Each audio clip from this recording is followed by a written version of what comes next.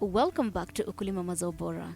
Last week we explored the bountiful kitchen gardens of the TransNzoia Women in agroecology, discovering the vibrant array of indigenous vegetables that form the backbone of their sustainable farming practices. From the fields to the kitchen garden, we witnessed the dedication of these incredible women to preserving the rich tapestry of traditional crops. But our adventure is far from over. Today, we take a deep dive into the second chapter of this beautiful venture. Value addition and preservation are some of the things women in agroecology are focused on. They are not only skilled farmers but also masterful preservers and creators of delectable delights. Watch closely as these women transform their harvest into a treasure trove of culinary wonders. From sun-dried delicacies, every package is a testament to their dedication to preserving the essence of local flavors.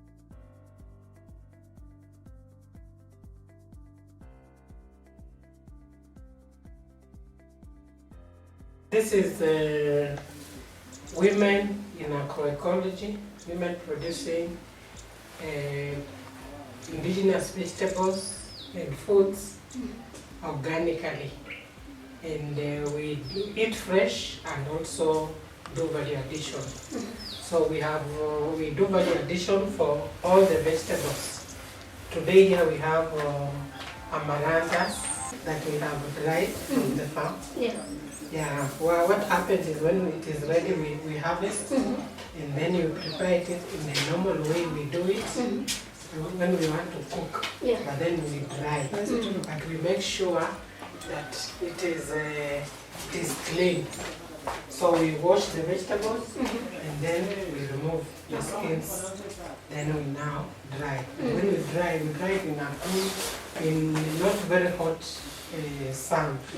What we do is we do it with the morning sunshine. And when it gets hot, if it has not dried well, we cover. Why do you do that? We cover so that we retain the nutrients. We try as much as possible to retain the nutrients in the vegetables. Okay.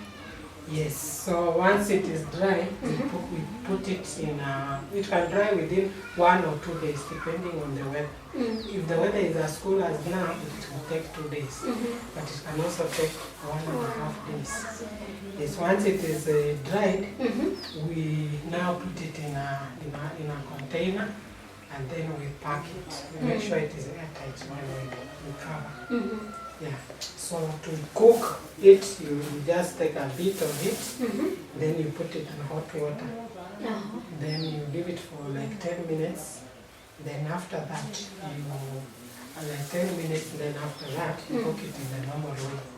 So if it's the traditional, the traditional indigenous vegetables, most of the time the process of cooking you have to boil first. So if you soak it for these 10 minutes, do you still require to reboil it? Yes. Oh, okay. You are putting it in hot water for that 10 minutes so that it can revamp. It can fill up. Yeah.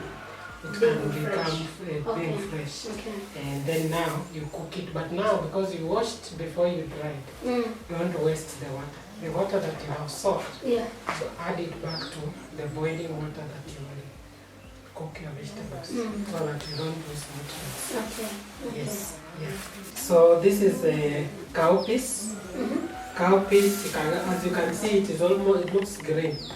Yeah, because we have carefully dried it, moderating the heat that is available for it. And now this we have, we still did the same way. We removed the stalks. Yeah. Then we washed. Then we let the water drip out. Then after the water has dripped out, then we continue drying it.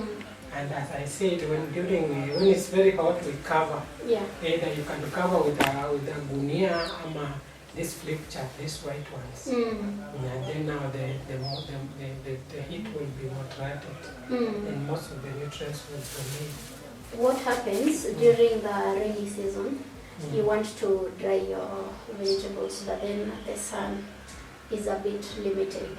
Is it still possible? Are there other alternatives for the sun drying? Well, there's no alternative for sun drying.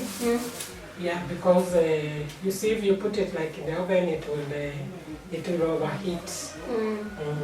So what we do is there's an alternative drying, whether it's raining or not, but then the heat will not be. So that is when you have a solar dryer. Okay. Yeah, and as a group, we actually have it acquired, and we are looking forward to getting it. Yeah. And we hope that somebody can help us build one, Yeah. so that we can do it in bulk. So we can also encourage the women on the market, and when they have mboga that has not sold that day, Yeah. they do. They try it as well. But what is very important is we encourage the drying of fresh from the farm, so Yeah. that sio unakausha ile imeanza kukua Inaweza kuturn, yeah. Okay. for high retainance of nutrients. Okay. And does it apply to all kinds of vegetables, or specifically to it has to be this indigenous vegetables? We do it for all the vegetables. Actually, even cabbage you can do it, okay. onions you can do it, Onions? pumpkins you can, even okay. pumpkins. All right. Even pumpkins, we do it, everything. Including the spider flat makula, even to tunafanya very addition. Yeah. And even goes to the cassava, sweet potatoes. Like here we have pumpkins. These are pumpkins. These are pumpkin threads. And we have so how do we prepare these ones for the pumpkins? The pumpkin, you just wash the pumpkin, you shred it into small pieces like this. Some is the chips, some smaller. Then you dry it in the sun while letting the heat. Then after this, if you want to boil it and eat it like this, you just put water again. Itakuwa full hapa alafu na boil. So lazima yote isokewe in that 10 minutes. Okay. Exactly 10 minutes. And then this is sweet potatoes. We have done very additional. In our garden you saw sweet potatoes. Yeah. So these are sweet potatoes that we have dried. Yeah. And no, this is I think Nduma. Okay. I can put nduma and sweet potato. This is the yellow sweet potato.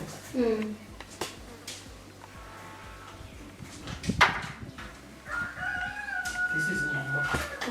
So nduma. This is nduma. Oh yeah. Sasa hii ni sweet potatoes. This is sweet potatoes. Hata ukikula utaona ni tamu. It's really good. Maniko na sukari. Whether not just come out. The sweet potato. This is sweet potatoes. Sasa inashrebiwa tu, alafu unakausha. Kisha kausha, unao bound, unasiaga. Hii ni unga ya sweet potatoes. Na hii ni spice ya sweet potatoes. How did you come up with this? This one, we roasted the sweet potatoes. You deep fry them. Then when they are dry, you can't crunch as crisp. Unasiaga. So unaweka tu kwa shaker, you use it at table level. So you can add it to what specific kind of foods? Anything. You can add it in the vegetables. You can add it on any sauce. Now, this that is already grounded, and sweet potatoes, how can someone consume after sharp preserving for some time? This one, the way to consume it, you can make uji out of it. So there is sweet potatoes uji. You can make uji. You can fortify your uji with it. And you can also fortify your mandazi, your chapati. You can fortify your mandazi, your chapati. And you can fortify anything. Okay. Yeah, and then this is coffee. This is same. You realize that our vegetables, we are trying to go as natural as possible. This same, we use it we bound it We get the butter and then we put it in the vegetables. Kama yenye tunakula. Okay. We use it like butter. Na sasa ni like this one is roasted. You can even eat. So the same can also be roasted. And it's really tasty as well. It is roasted. Interesting. This way you can eat it during breakfast. Uh-huh. You can bound it and put in your burger. And you can make butter out of this. Ile ya kuweka kwa mkate. Traditionally they used to put in the burger and we are trying to go back to the traditional. Like you realize the burger we ate like from mafuta. We get those ground nuts. Yeah. We just put ground nuts. The ground The ground one. Okay. The ground one here. Ano nafikiri tulikuwa nayo. Siko hapo. So this is the fresh simsim. Actually there's a difference in the way they do. In fresh. In roasted. And you can make a lot of products from this. Naona hizo balls. Hiyo ni munyu. That is cooking salt from hizo maharagwe. You make a beans, the bananas, peelings. Even the sweet potatoes of Iban utapata some sweet, some sour. Hiyo ya kupika mrere miro. Hiyo. So kutumia magadi. Sio tumechoma hiyo. And these are peelings. These are peelings za ndizi. Wakati unatoa ndizi yako kana kutoka kama ile ng'ombe ya kupea. You dry them. Usha dry unaweka nini? Unachoma. Sasa hiyo jivu ndio unaweka kwa kitu unasindilia unapata kwa perforated. So the filtrate. When you cook una dilute. How many parts for one cooking ama batch? Depends. Kama for example hii unaweka 3 of this. And then water. And water you can put like 1 cup. Okay, that's interesting. So here ndio inasaidia ku soften. And soften. How did you discover this one? My grandmother used to do it. Okay, so it's knowledge that was passed down. It's knowledge that was passed to us, and we realized there's a gap somewhere. So yes, we are now getting to that grandmother level to continue to start re-educating the community. True. Yeah, because this is such a new information. I never knew it is possible to try and recreate your own. You know, it plays a role more like traditional salt. So actually, it's traditional salt. Okay. Na unajua hata tutamani kwa na nilikuwa nafanya hiyo. Ndio nafanya hiyo tena unakausha, alafu unatoka white salt. Do this. So there's still more process after this to get salt. Okay. Salt ile ya kuongeza kwa mboga. This is na pia kutumia kama dawa ya homa. Oh, really? Yeah.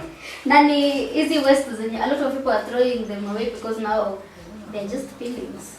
Yes, they are peelings on the stokers na compost ama wana nini wanapea ng'ombe, which is healthy. Okay. So for people, tuseme mtu mwenye anakata mtao hivi. How can this be important knowledge for them, because now si watu wengi wanajua wanachanganya uchafu, wanarosha zote. Sometimes they don't have places to farm. As much as we're encouraging them to have this on their own, like mtajipandie and do it naturally, organically. Yeah. So for people in town who have a small garden, I mean a space, they can still grow these vegetables in a gunia. And on old tire. They can do it on hanging gardens. Wanatengeneza kitu wanasimamisha, then they use tins or makaratasi, wanapanda huko wanapanda tu. People can be creative. Okay.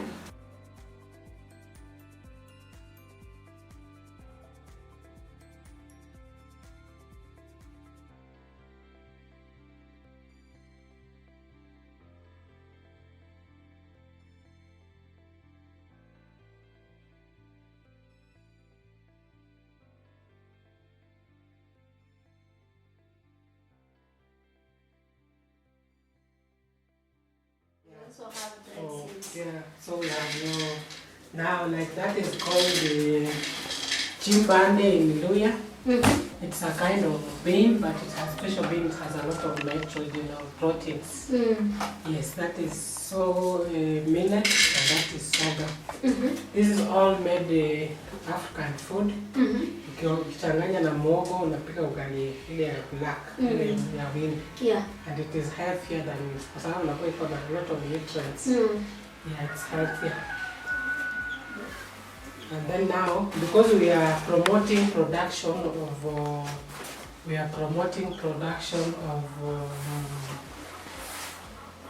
organically produced foods, we are encouraging the farmers saving their own seed and sharing it with the agroecology. Women in agroecology, our principle is we hold on to the seeds, the traditional seeds we have. If you have a new seed, you can share between the group. Then they go and plant, so that in case anything happens to yours, you know the same seed can be found at so and so place. So it is a way of exchanging seeds, and at the same time, also making a living out of our indigenous seeds, so that isiendelee kukua. Sasa kama this one is the grain amaranth, na hiyo giant amaranth, hiyo madogo mnaona hapo nje, hii ni mboga yake. Hii ni suja. Na hii inaweza konsumiwa. Hii pia inashagwa. Then first unapanda upande mboga. But once you have harvested a lot of seed like this, you can also grind it. When you grind it, inakuwa, because it has a lot of proteins. You fortify your uji ya watoto. So hata peke yake inaweza kupigwa uji. So the kawaida mboga ikishakomaa tu, you can still collect. Yes, unaweka, unaona most of it kwa unaanza kuweka kama ile yako. Sasa hiyo una harvest seed, unatengeneza inakuwa clean kama hii. Alafu you can roast if you want, but you can still just. Or it can also be consumed in a roasted. Okay. Yeah. All right. Yes, and then this is suja managu. This is suja managu, and the managu here is this the agricultural one, but we also have the indigenous one, which is more bitter. Yeah. Then this is the buckwheat, the one you saw at the corner. At the corner, this is the seed. Na hii pia it has very high level of proteins. Okay. It's an exotic plant, but we are now also doing using it because we now can fortify the other foods that are not nutritious. Yeah. As a kind of agri-nutritional activity. Okay. Hii sasa unashaga tu, shaga na ukishashaga unaweka kwa chakula yote. So all kinds of foods zinaendana nayo. Especially ya kupika. Hata unaweza weka kwa ugali, unga ya ugali, kupika ugali itakuwa ndani. But does it affect the taste though? Okay, it changes a little. Lakini si not to be good, si mbaya. So in case mtu anataka to mix to any of those foods, is there some certain ratio mtu anataka consider, ama you just do a pinch depending on the quantity. It's like a spice. Sasa unaweka kidogo tu. Maybe 1 part to 3 parts. Okay. 1 part to 3 parts. Sasa. Other seeds that we are preserving. Other seeds we are preserving. No, this is pumpkin flour. This is a pumpkin. Pumpkin can also be shaved. In pumpkin. Okay. Yes, so in flour, yeah, sweet potatoes. This one. Okay. Consumption yake si tayari when you unajua wakati unashaga kitu venye unapika, si the traditional way people know, nitakata malenge then you fry. Sasa hii unaifortifyia kama chapati. Bishasha naweka kwa chapati, kwa drops, kwa cookies hizo ndani. Or you add in your uji. Okay. You also do coffee, Yes, this is most of the members in the group are coffee farmers. and we are doing value addition of the coffee. Yeah. So, and we are generally, farmers in Kenya are kunywa kahawa. I think because of the colonial habit, walikuwa wanachukuliwa yote na kusportiwa. Yeah, but we as a group we are promoting production and consumption of coffee. Yeah, so this is roasted coffee. This is roasted coffee. Yeah, the thing is strong. Ile coffee ya kahawa tunapenda. So napenda kahawa. Really do. Alafu sasa this is ground coffee now. And this is even more wonderful.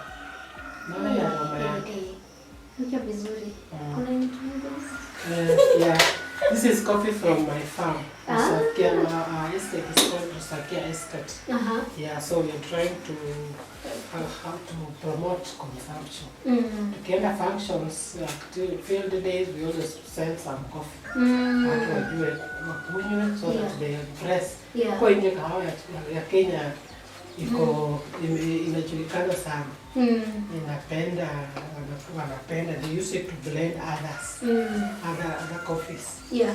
Na sasa hii sasa lakini hapo watu walizoea kunywa majani. Yetu coffee farmers hata wajui inatengenezwaje.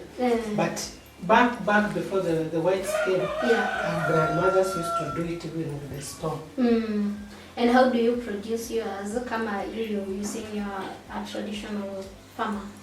How do you process them?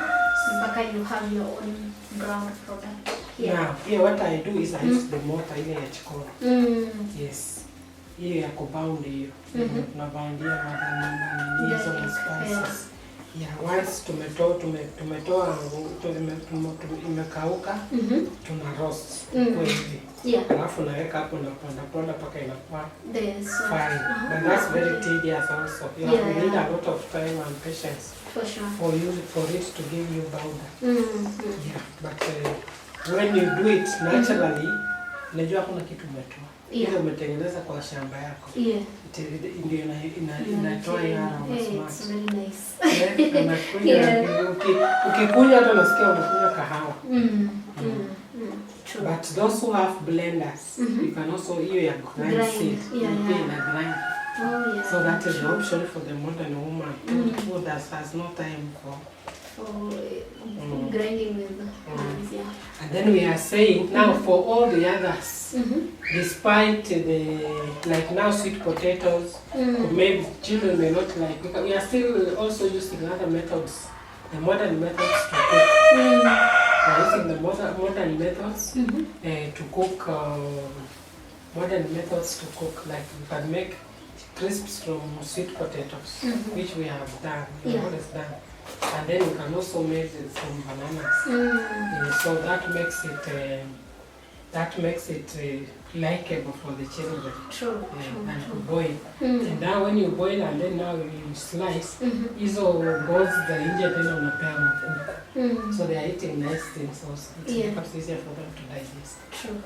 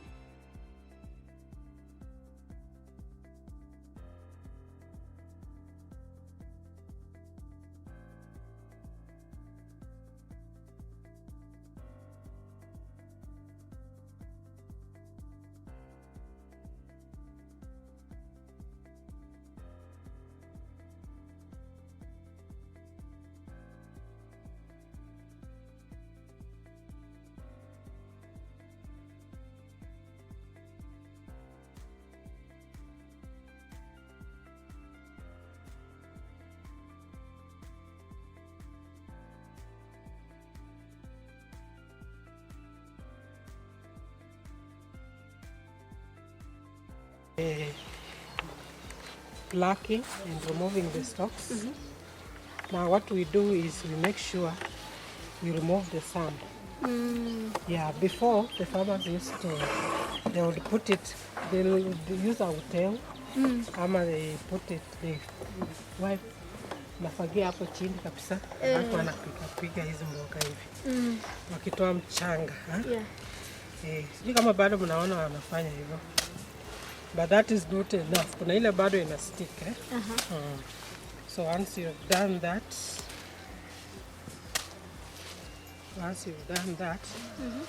there's that loose that is removed. Then now you wash it in clean water. Plenty of clean water. Mwagi tu hivi, sababu inaweza kuwa na mchanga ingine huku chini.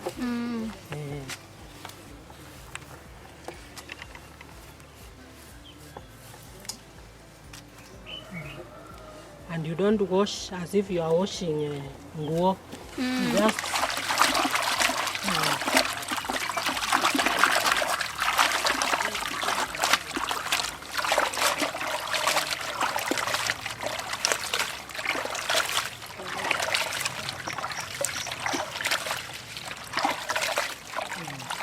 you can see now most of the dirt we talk about, so there was not so much. So if you have a coriander, you can put.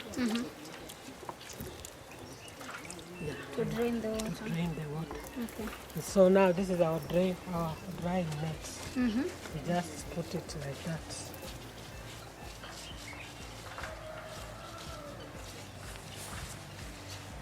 Usually you could have a stand where even hata hii tu chini inaenda tu chini. So that there's that air circulation. Yeah.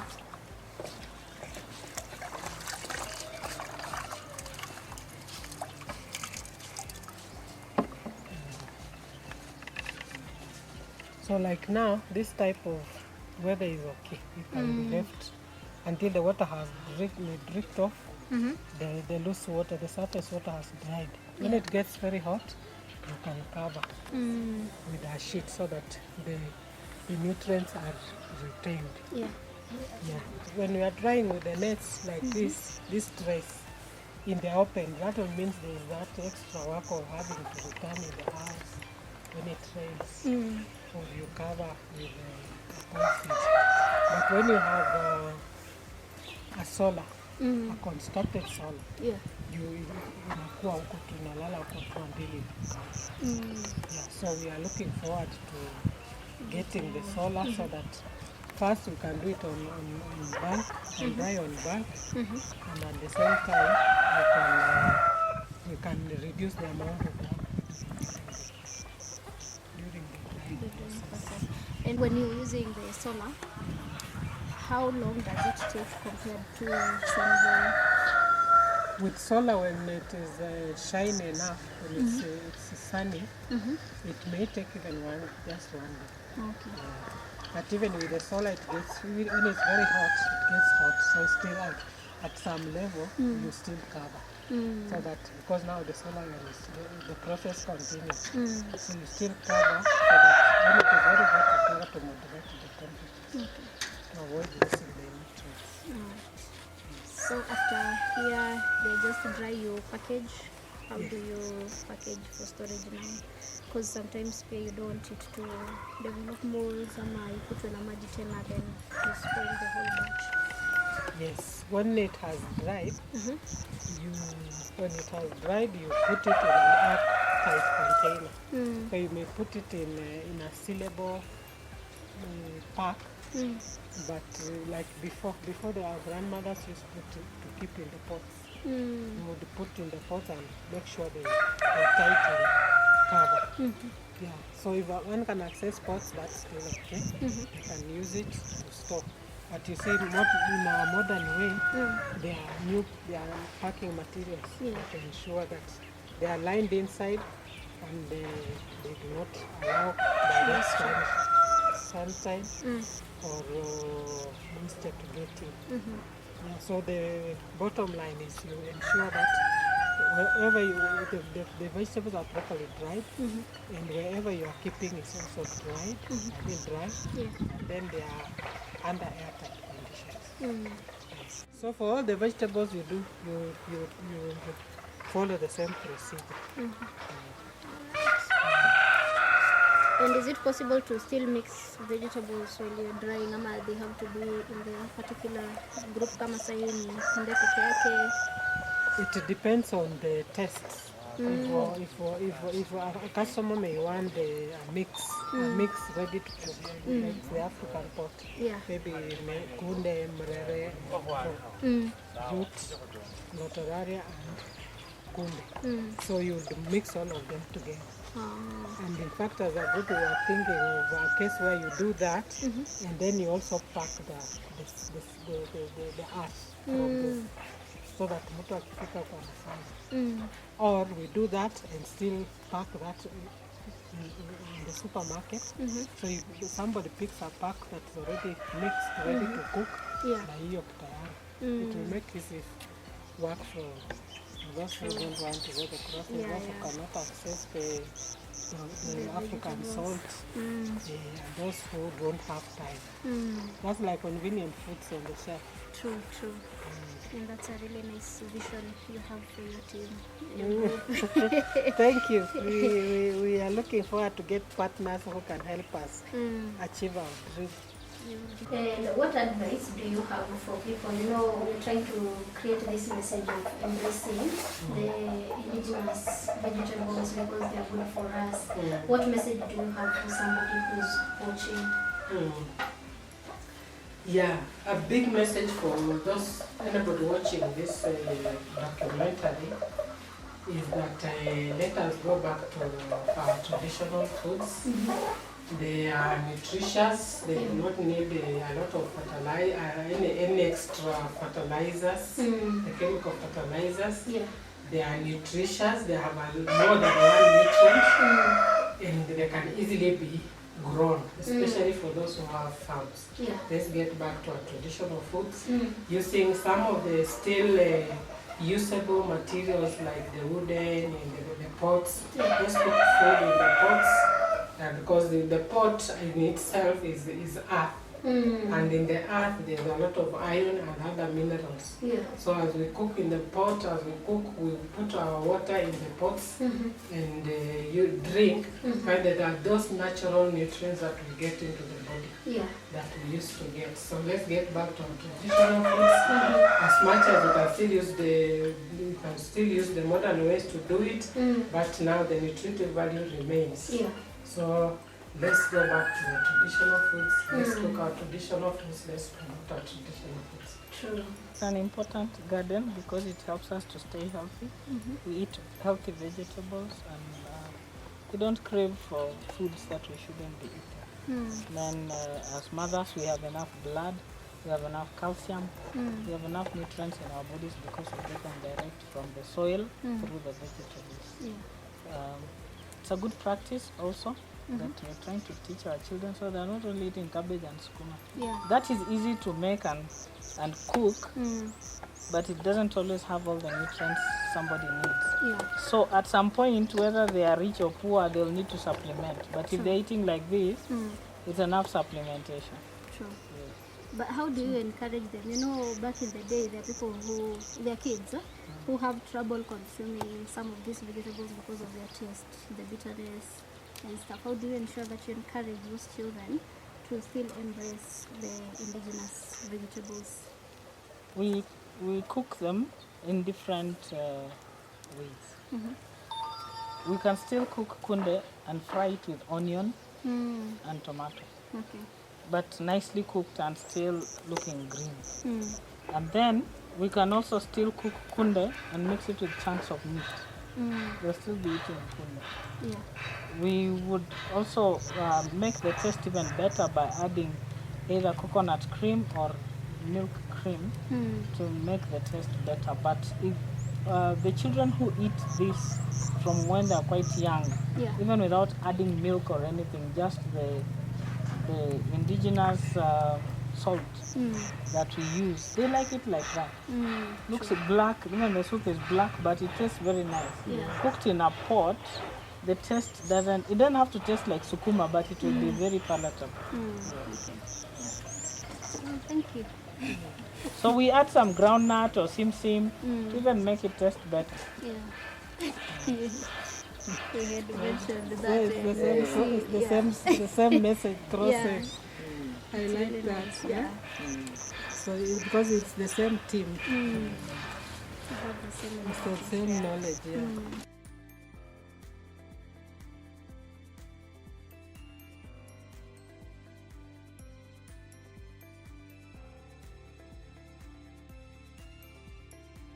Thank you for joining us on Ukulima Mazao Bora. Until next time, remember every bite is a celebration of a tradition and a step towards a healthier, more connected community.